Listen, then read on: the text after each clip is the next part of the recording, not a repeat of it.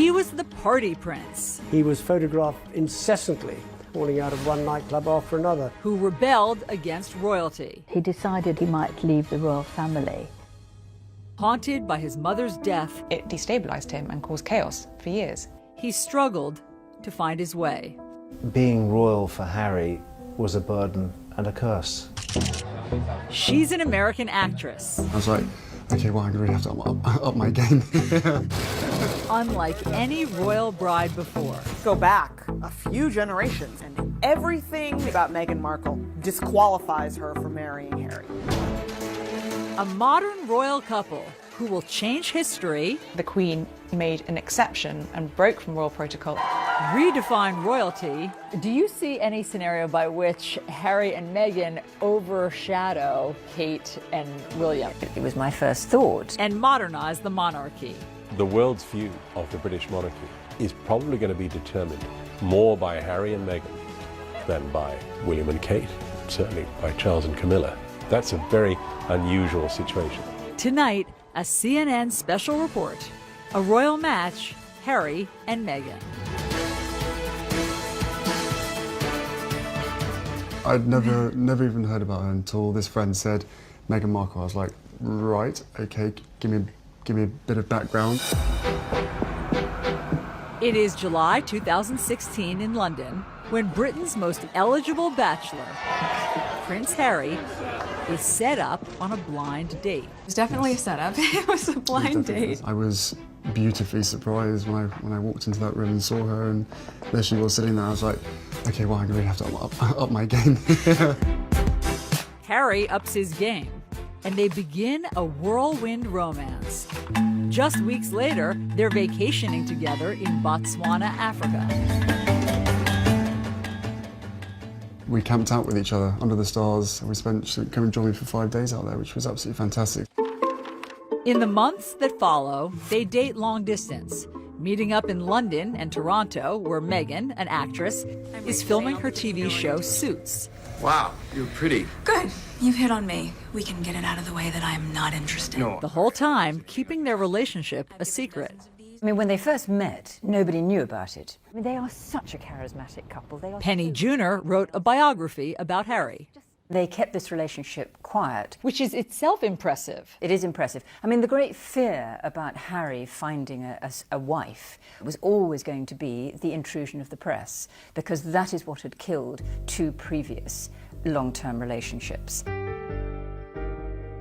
Relationships with actress Cressida Bonas and his first love, Chelsea Davy. Chelsea had experienced the most horrible treatment. Photographers would be waiting for her. They would call out names, slag, bitch, whore, trying to get a reaction from her. And I guess that she looked at all of this and thought, do I want this for my life? And I interviewed Harry just before he met Meghan, the month before, and we talked about, his private life at the time. Harry tells Roya Nika, the royal correspondent for Britain's Sunday Times, about a, quote, massive paranoia he feels in finding a girlfriend. I think Harry's great fear was that unless he had enough time to get to know someone, if that relationship prematurely became public, they would be absolutely swamped with media interest, and that would change the dynamic of his relationship. And what happened to his mother is never far from his mind. Harry and his brother still feel that the paparazzi and press intrusion were certainly partly responsible for his mother's death, and thought, why would anyone want to put up with this for me? Harry wants to keep his relationship with Meghan private as long as he can. But just 4 months after that first date, the news is out, and the paparazzi pounce once again.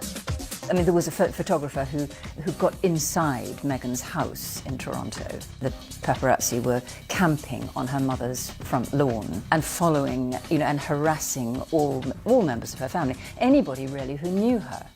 Despite starring in a TV show, Meghan is relatively unknown. Now the British press wants to know who she is and if she's fit for the royal family. She was a woman who had been married. People were fascinated by the fact that she was divorced. People were fascinated by her background, her acting, a career woman. How would that work, being with someone in the royal family? That's not what we've seen before. They also have not seen someone biracial dating a member of the royal family. And some of the conversation is blatantly racist. There was one newspaper headline saying, "Straight out of Compton," suggesting that she was from a gang-ridden neighborhood. Afua Hirsch is a journalist and recently wrote a book about race, identity, and belonging in Britain. And would Harry be dropping around for tea in gangland, which was very clearly racially loaded. A whole nother issue exploded, which was the number of rather horrific social media racist comments began to flood in from the darkest, vilest corners of the internet. The royal family responds in unprecedented fashion, with Prince Harry's team releasing a statement confronting the, quote, abuse and harassment Meghan is facing. Very unusual for a statement to come out. No one understands this better than Dickie Arbiter. He was press secretary at the palace for 12 years. He made the point, this is not a game. It's not a game, it's people's lives. And he was very angry, and it was a sort of back-off reminder to what they did to his mother. Why is it that you think that Meghan's upbringing, her race, why did that garner so much attention? In the past, members of the royal family, princes, would have married princesses. And when Harry's father, Prince Charles, was looking for a wife, it was also a requirement that a wife should be a virgin and a member of the Church of England. You just go back a few generations in the royal family, and everything that you can say about Meghan Markle disqualifies her from marrying Harry. Kate Coyne is the executive editor of People magazine. This is precisely why you had Edward abdicating his throne so that he could marry an American divorcee. Elizabeth's sister Margaret was in love with a divorced man and was not allowed to marry him. Wasn't Charles and Diana's wedding and marriage a wake-up call in some ways for the monarchy, that you can try to have somebody perfect, but it has to be chemistry, and you have to let the person have the freedom to marry who they want? No, well, I think it was a lesson that they've learned. Harry is desperate for history not to repeat itself, and he's anxious to protect Meghan. Harry's statement was the most romantic thing a member of the royal family has ever done. And I think Engagement Watch was on from that moment. It was, let's wait for the ring. The ring comes in November 2017. Prince Harry has announced his wedding engagement to American actress Meghan Markle. And the royal family welcomes Meghan with open arms. The Queen made an exception and broke from royal protocol and invited Meghan to spend Christmas with the royal family and the Queen at Sandringham. That was the first time a royal fiancé has ever done that before actually marrying into the royal family. A powerful sign the monarchy and the Queen are modernizing and changing. The royal family now is trying to at least be much more reflective of society, and the Queen first and foremost wants her grandson to be happy. And that happiness is something Harry has been searching for most of his life. When we come back, the moment that changes everything. He didn't really deal with what life without her meant. It destabilized him and caused chaos for years.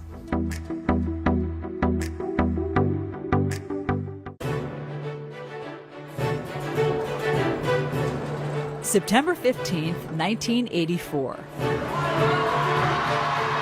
Prince Henry Charles Albert David is born.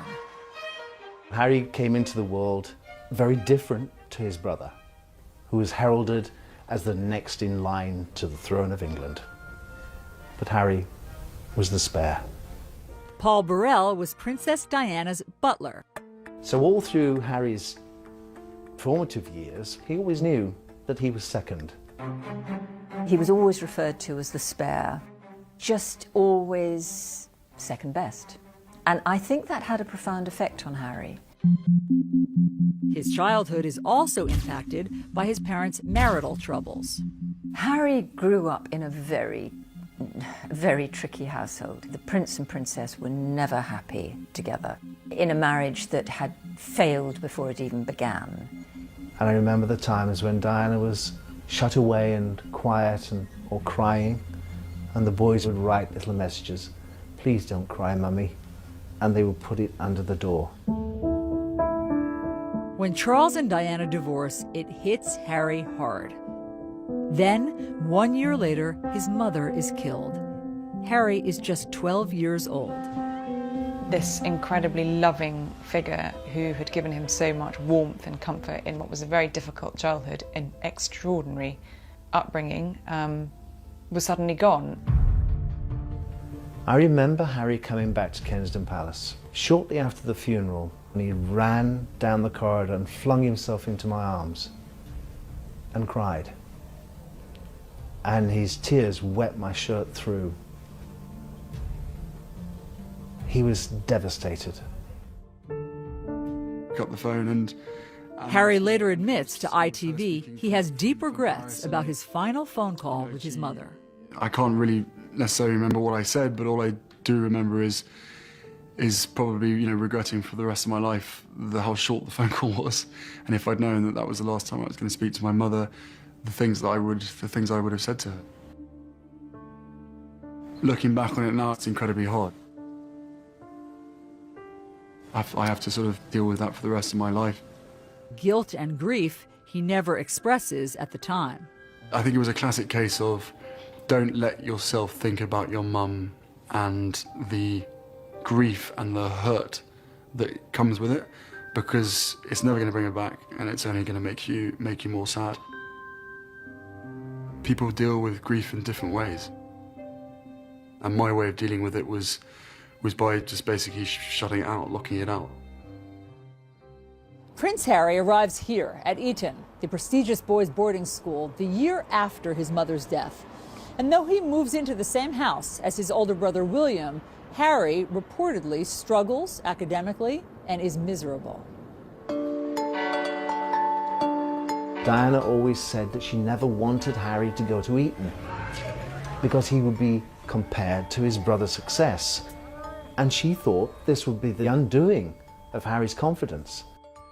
Prince Harry said that he decided that he was going to be a bad boy. Journalist Angela Levin interviewed Harry last year at Kensington Palace. So that the reason he didn't do well there was partly his fault, it was deliberate. In 2002, headlines emerge of Harry's drinking and marijuana use. For the first time, Harry is facing the public pressure that comes with his famous family. Did it seem to Brits that it was more than just typical teenage antics? You know, teenagers do drink too much. They do behave badly, you know, it's all part of the growing up process. But I personally was worried that there was something deeper. There was a touch of self-medication going on. After graduating from Eton, Harry escapes to Africa during his gap year for humanitarian work. It was an escape from this heavy-duty world of royalty, always being watched, always being photographed. He could be very ordinary. He spends 2 months in Lesotho with children in need and others whose parents died from AIDS. He could see that there were holes there in their lives, and I think absolutely he saw in them something that he felt was missing in his life: care, love and attention, the loss of his mother. Harry not only falls in love with the children and the country, he begins a serious romance with a wealthy girl from southern Africa, Chelsea Davy. She's very free-spirited, not someone who felt bound by royal protocol or tradition, and also shared his love of Africa, and you know, the two of them travelled extensively throughout Africa together. Chelsea remains a constant in Harry's life for years to come. She also came into his life at a time when he was missing that female figure to support him, and I think Chelsea did that and understood him, and she could understand that he'd been through a very difficult time and was still going through a very hard time. A very hard time that Harry struggles to overcome. When we come back... Prince Harry got so low that he decided at one point that he might leave the royal family. And then Meghan Markle's struggle with her biracial identity. She has heard the names her mother has been called, and she's well aware that that is happening for one reason only, and it's the color of her mom's skin.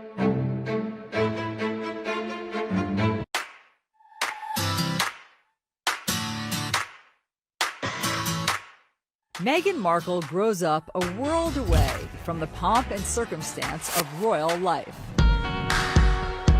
You hear that someone grew up in Los Angeles and you think about swimming pools and palm trees and Beverly Hills, and Meghan Markle's childhood in LA was not that.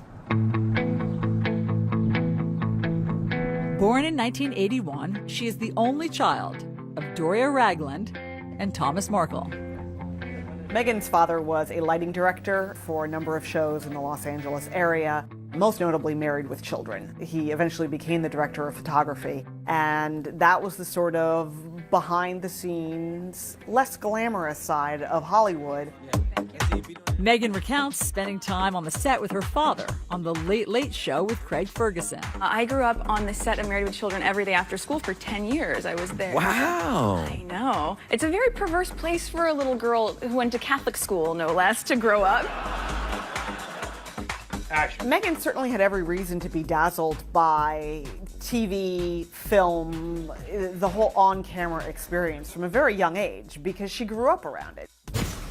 We all knew she wanted to be an actress. Christine Knudsen is Meghan's former teacher. She was in the musicals, she was in the plays. She would sparkle when she got on stage, and I think it was just kind of in her blood. She loved it. Despite two loving parents, Meghan struggles with her biracial identity. I think she was kind of grappling a little bit with the sense of her identity and trying to understand who she was. Josh Duboff is a senior writer for Vanity Fair who has covered Meghan. Her father was white, her mother was black. She said when she would fill out forms, there wasn't always a bubble that fit her to fill in. She didn't want to circle the one that was implying that her mother, was more important than her father or vice versa. Meghan's parents go out of their way to make sure she does not feel different, but special. Her dad gave her a sort of Barbie doll family in which there was a black mom Barbie doll and a white dad Ken doll and then a baby Barbie doll in each color. But even that kind of points to how difficult it is to be Meghan at that age because the children were still either black or white. There was no biracial Barbie baby doll for Meghan. While the Markle household deals with race head-on, years of built-up racial tensions in the country explode right in Meghan's backyard. She was driving, I think, with her mom, and I think there was debris, and she thought it was snowing, and then she realized it was actually the LA riots. Riots that erupt when 4 white police officers are acquitted in the beating of a black man, Rodney King. A moment Meghan says impacts her at a young age. It definitely opened Meghan's eyes to the fact that this was a world that was not always going to treat her fairly and was not always going to be kind to her or to her family. I was teaching here at the time, and I think it destroyed kind of that feeling that LA is this wonderful place to live and you have all these different kinds of people and we all get along, and then this just kind of smashed that. It's a grim reality for an 11-year-old to face, and one that would always be present. Meghan witnessed her mother experiencing racism. She has heard the names her mother has been called, and she's well aware that that is happening for one reason only, and it's the color of her mom's skin. Meghan's early experiences with discrimination are not isolated to race. While watching TV advertisements for a class project, one commercial stands out to her. Women are fighting greasy pots and pans. In the ad, they implied that the product was just for women who were going to be at home doing the cleaning. 11-year-old Meghan tells Nick News what she thinks. I don't think it's right for kids to grow up thinking these things, that just mom does everything. She was irate because she thought, my dad does dishes. It's not just women who do dishes. Why would it be women across America? And she wrote a letter. So I was wondering if you would be able to change your commercial to people all over America. And wouldn't you know it, it worked. The gloves are coming off. People are fighting greasy pots and pans with ivory clear. It had to have been such wonderful reinforcement for her at such a young age that she could make a difference, that she could take a stand and have her voice heard and not be dismissed. When we come back, Prince Harry and the burden of royalty. She really did love him, but being with Harry and the huge circus that came with it was overwhelming for her. She didn't want to be a princess. I don't think any sane person wants to be a princess.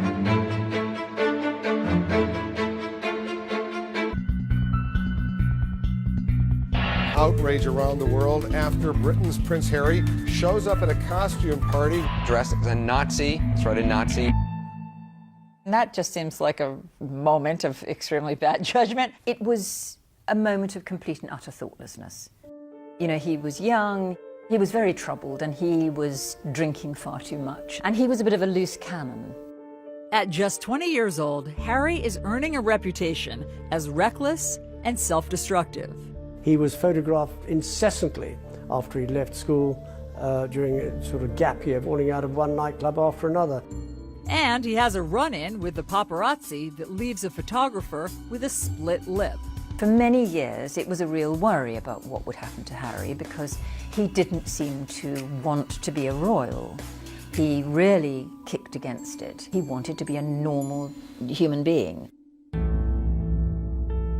When Harry arrives at Sandhurst Military Academy in May 2005, the pressure is on to turn over a new leaf.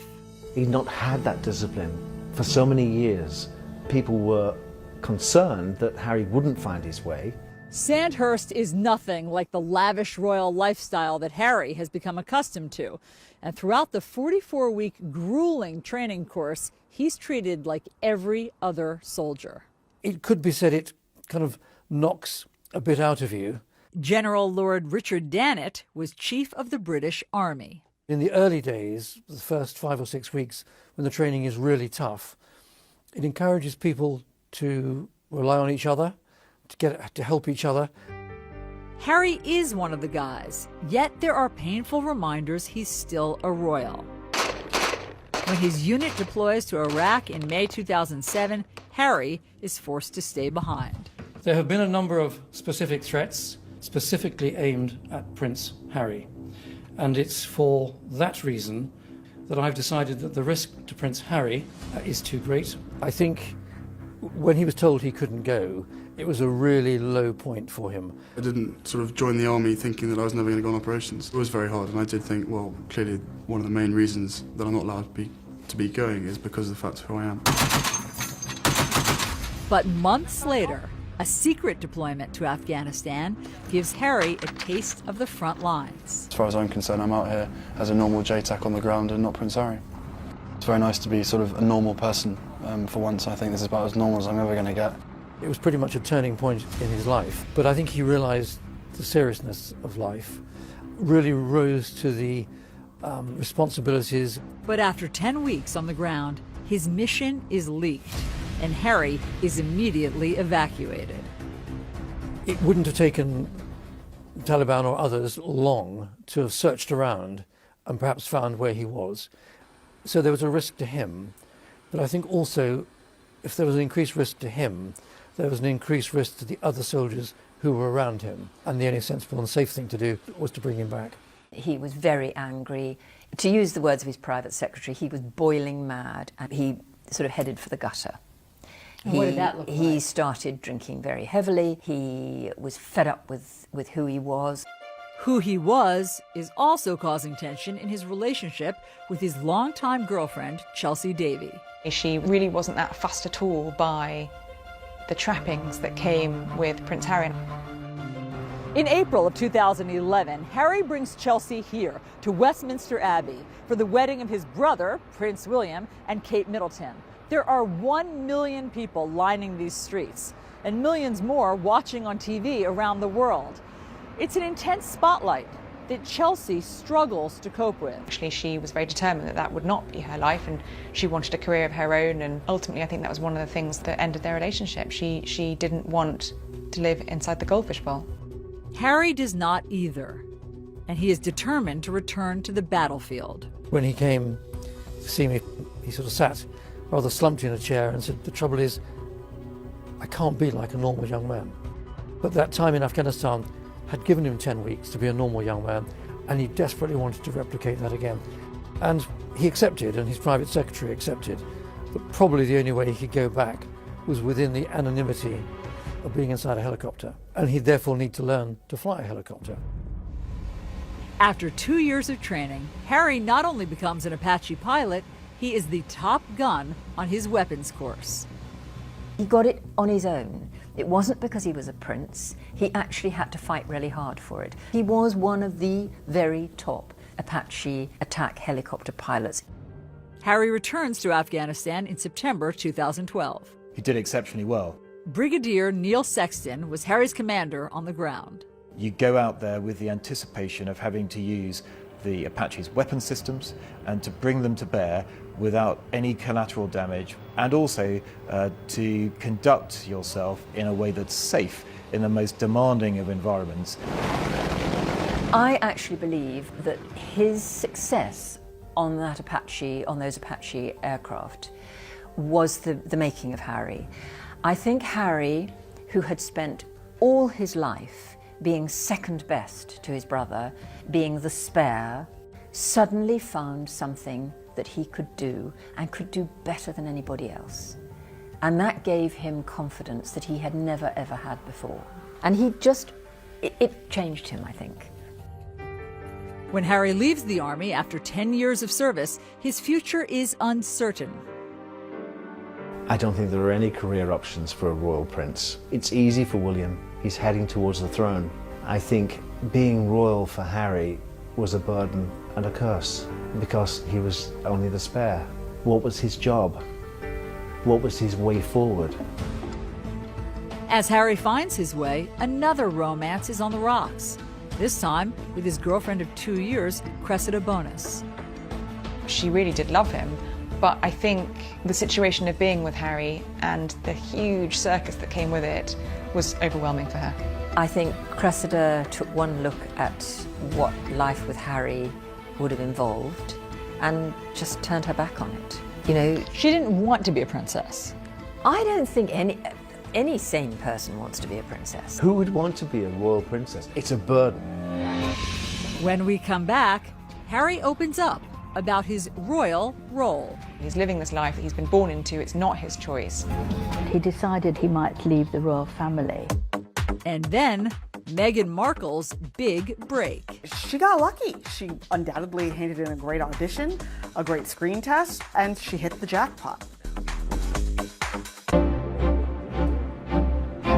After graduating from Northwestern University,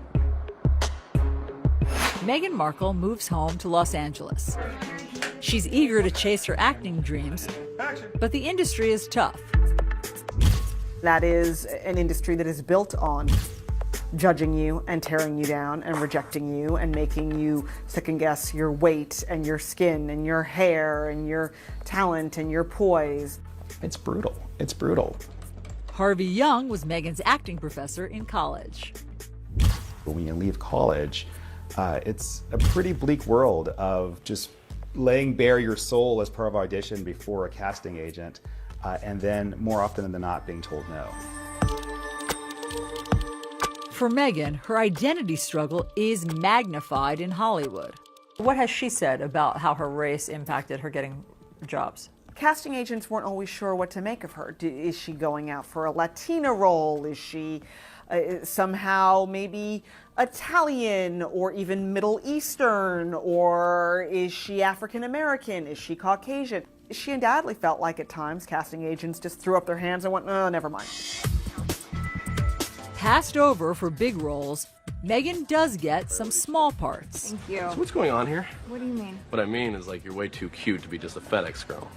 Maybe she'd have one scene or be there for one moment. I think she was on a bunch of TV shows, Fringe, Beverly Hills 90210. She was famously a deal or no deal girl. She had her little moment opening one of the briefcases.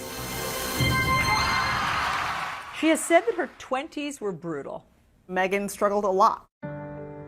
To become a successful actress, to be able to make a living, that's like winning a lottery ticket. I mean, the number of forces that have to combine to get you even the smallest scrap of success are so astronomical. Meghan auditions for 10 years. And then, at 29, she lands a significant role. Female lead on USA Network's legal drama, Suits. Is this all a joke to you? Because I take my job seriously. She got lucky. She undoubtedly handed in a great audition, a great screen test. She had excellent chemistry with her co-stars, and she hit the jackpot. Suits is an instant hit. Suits radically changed Meghan's life. First and foremost, she was now making more money than she had ever made before, ever. As the show achieves success, Meghan makes big changes in her life, including ending her 2-year marriage to Hollywood producer Trevor Engelson. When they met, she was still largely an aspiring actress. He was an aspiring producer. They were essentially at the same place in their careers. And then Suits really took off, and they weren't going in the same direction anymore. She was filming in Toronto, he was in Los Angeles. There were thousands and thousands of miles between them. Determined to use her position for good, Meghan spends her free time advocating for women.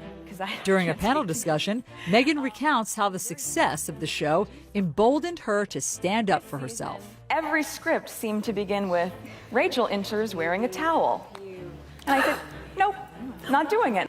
At a certain point, you feel empowered enough to just say no. She wanted to encourage other women to feel like they could speak up in the same way. And Meghan uses her fame to fight for women's equality across the world. As an ambassador for the nonprofit World Vision, Meghan travels to a remote village in Rwanda, where young girls walk hours every day to access clean water for their families. This is the water that she's going through all this work to get. But all that changes when the World Vision team builds a new well.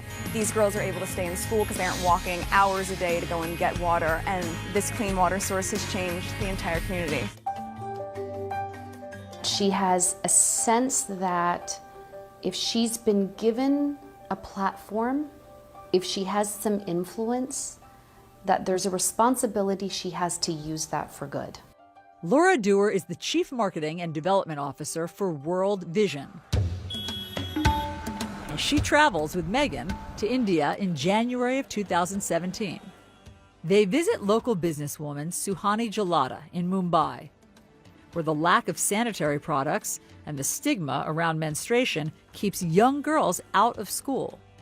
Suhani's created a business where they make maxi pads. They manufacture them, and then she has a team of effectively salespeople that go door to door talking to women about how they handle menstruation. Meghan comes home and writes an essay in Time magazine drawing attention to the barriers to education for girls across India. And she continues to mentor Suhani to this day. She's really more than happy to, have a call and just talk about the issues that we might be experiencing or any help that we need from her, whether it's in terms of fundraising, in terms of marketing, or any kind of support like that. This is not a celebrity who floats in, who needs a platform issue to associate with their quote-unquote brand. This is a woman who's had a desire to help in some way for a very long time, promote the faces and stories of women, and to begin to elevate them. When we come back, Harry and Meghan and the future of the monarchy. Do you see any scenario by which Harry and Meghan overshadow Kate and William? Oh, yes, I do. It was my first thought. This could be a problem.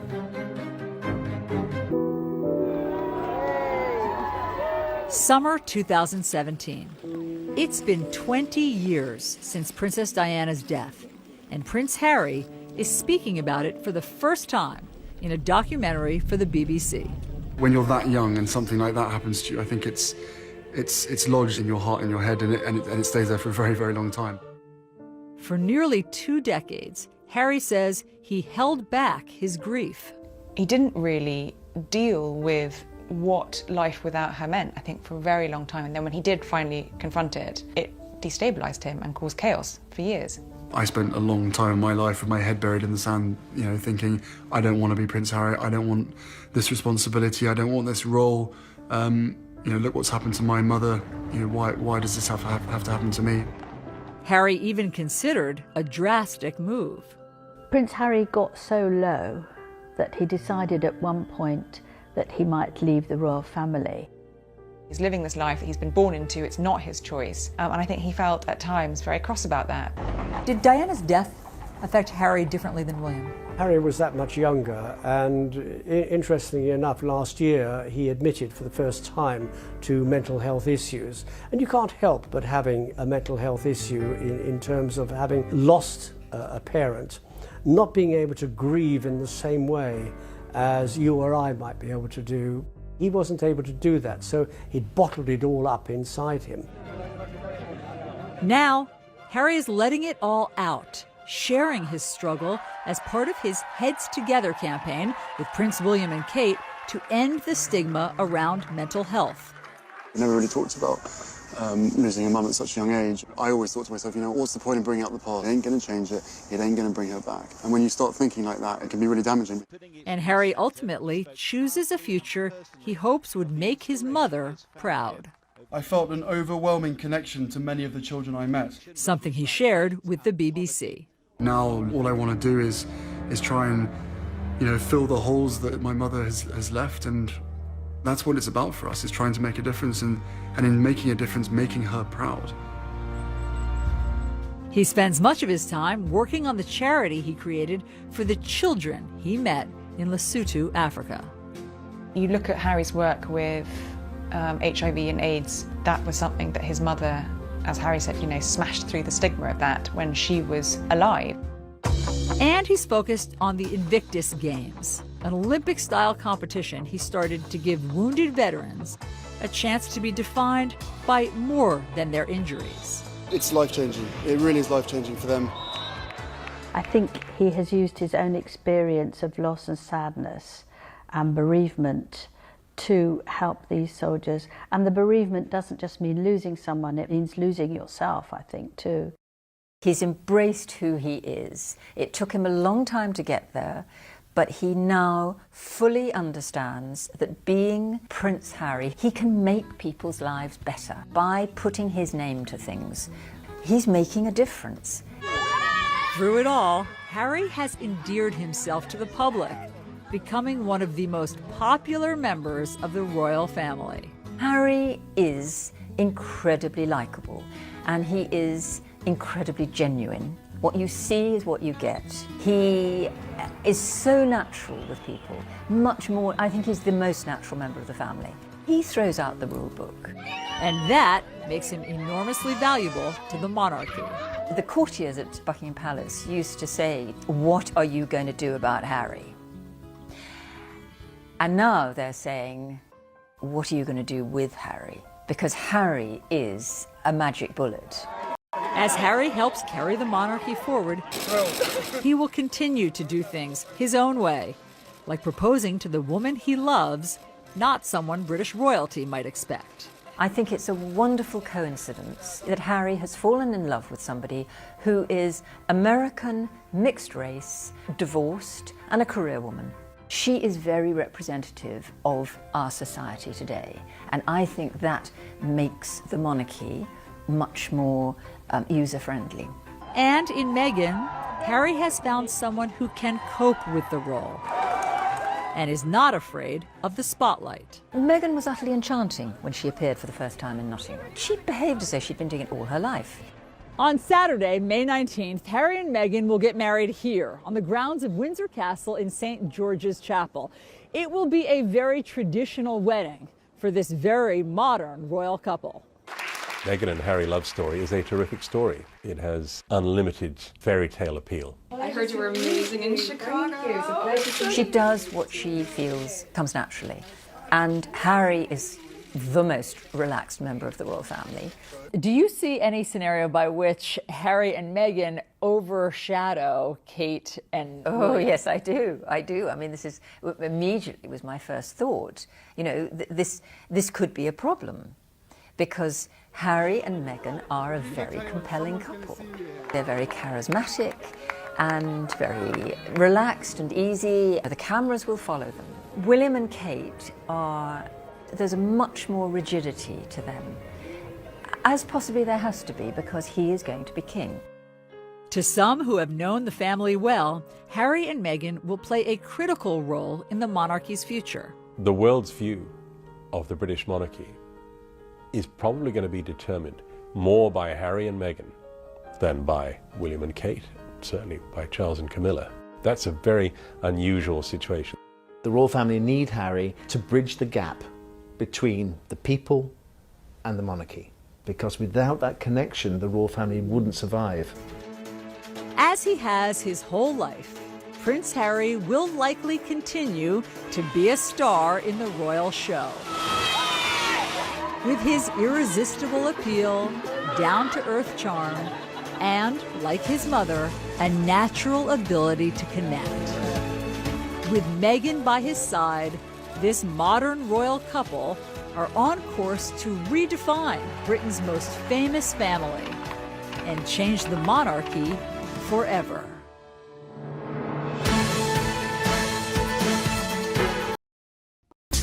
The news is out, and the paparazzi counts once again.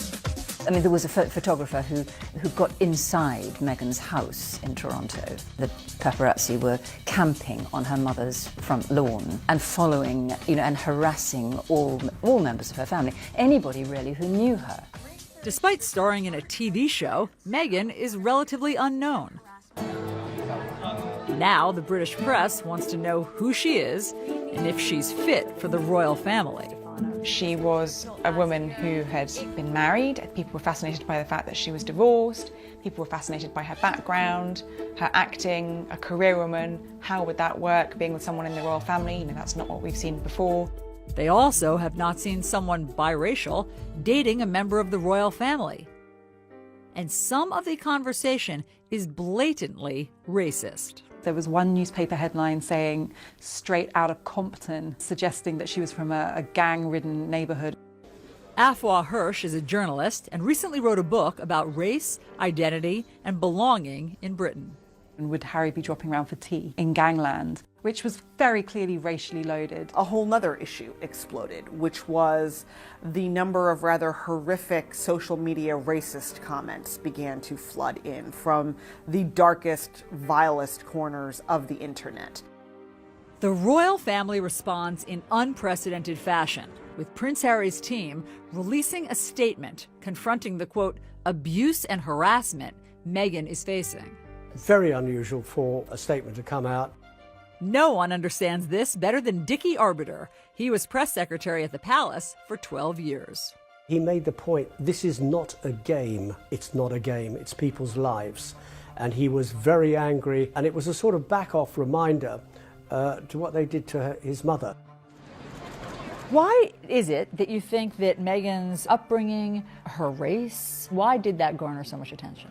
In the past, members of the royal family, princes, would have married princesses. And when Harry's father, Prince Charles, was looking for a wife, it was also a requirement that a wife should be a virgin and a member of the Church of England. You just go back a few generations in the royal family, and everything that you can say about Meghan Markle disqualifies her from marrying Harry. Kate Coyne is the executive editor of People magazine. This is precisely why you had Edward abdicating his throne so that he could marry an American divorcee. Elizabeth's sister Margaret was in love with a divorced man and was not allowed to marry him. Wasn't Charles and Diana's wedding and marriage a wake-up call in some ways for the monarchy, that you can try to have somebody perfect, but it has to be chemistry and you have to let the person have the freedom to marry who they want? No, well, I think it was a lesson that they've learned. Harry is desperate for history not to repeat itself, and he's anxious to protect Meghan. Harry's statement was the most romantic thing a member of the royal family has ever done. And I think Engagement Watch was on from that moment. It was, let's wait for the ring. The ring comes in November 2017. Prince Harry has announced his wedding engagement to American actress Meghan Markle. And the royal family welcomes Meghan with open arms. The Queen made an exception and broke from royal protocol and invited Meghan to spend Christmas with the royal family and the Queen at Sandringham. That was the first time a royal fiancé has ever done that before actually marrying into the royal family. A powerful sign the monarchy and the Queen are modernizing and changing. The royal family now is trying to at least be much more reflective of society, and the Queen, first and foremost, wants her grandson to be happy. And that happiness is something Harry has been searching for most of his life. When we come back, the moment that changes everything. He didn't really deal with what life without her meant. It destabilized him and caused chaos for years.